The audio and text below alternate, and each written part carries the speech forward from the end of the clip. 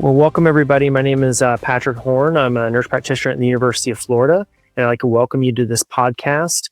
This one is entitled Viral Hepatitis and MASLD, Understanding the Connection. So as many of you probably know, there is definitely a connection or an association with multiple liver diseases. So for a patient who may have MASLD or MASH, but also may have viral hepatitis, such as viral hepatitis B or viral hepatitis C, it's always important to recognize that and to make that diagnosis. Just because they come to you labeled as MASLD or MASH doesn't mean they may not have an underlying other liver disease, such as viral hepatitis or vice versa. Why that's important is because if you're dealing with more than one liver disease, your chance of progression of fibrosis and acceleration to potentially development of cirrhosis is going to be much faster. I'd always describe it as sort of the 2-hit theory or the 3-hit theory in some cases, maybe possibly alcohol is involved as well. But you've got inflammation in the liver caused by MASLD and MASH, but then you've also got inflammation going on secondary to that viral hepatitis. So that's just going to increase the level of inflammation. It's going to increase the degree or the speed in which you develop fibrosis and potentially ultimately cirrhosis. So it's always important that in a patient that is sent to you for, say, elevated liver enzymes, but maybe they have steatosis on imaging, while yes, MASLD, MASH may be the main driver, you want to make sure you always rule out other potential causes, including viral hepatitis, of course. The recommended approach, for me at least in these patients is a good history, obviously, especially we're talking about viral hepatitis. Is there any potential risk factors for viral hepatitis? History of intravenous drug use, nasal drug use, homemade tattoos, in maybe older individuals, blood transfusions before 1990, 1992. Even if they don't have any risk factors, the current guidelines recommend that anybody over the age of 18 get a one-time screening for hepatitis C. So if they've not had that, or they don't know if they've had that, I recommend getting that. Should also, screen for hepatitis B.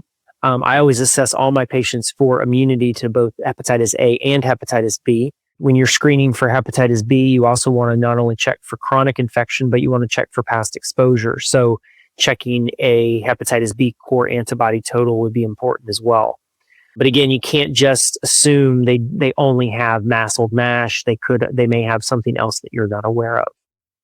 What are the implications if you do identify somebody who not only has MASLD, MASH, but may also have viral hepatitis? Well, we need to treat those, right? So it's very important to treat the viral hepatitis. If we're talking hepatitis B, follow the guidelines, determine whether they meet the criteria for antiviral therapy or not.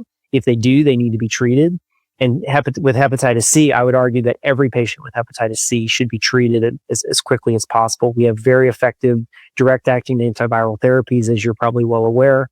And so there's no reason not to treat those people. You can treat the MASLD, MASH, and you can treat the viral hepatitis simultaneously in my book. We're talking about lifestyle modification around exercise, diet, weight loss. And then at the same time, you could get them started on antiviral therapy if it's indicated. The thing to think about also when you're seeing these patients and you identify patients who maybe have both viral hepatitis as well as MASLD, MASH is how to assess their risk for fibrosis or their stage of fibrosis using NITs. The more inflammation you have in the liver, the higher your transaminases, your liver enzymes are, the stiffer the liver potentially could be on something, say, on elastography. So that may skew your results a little bit.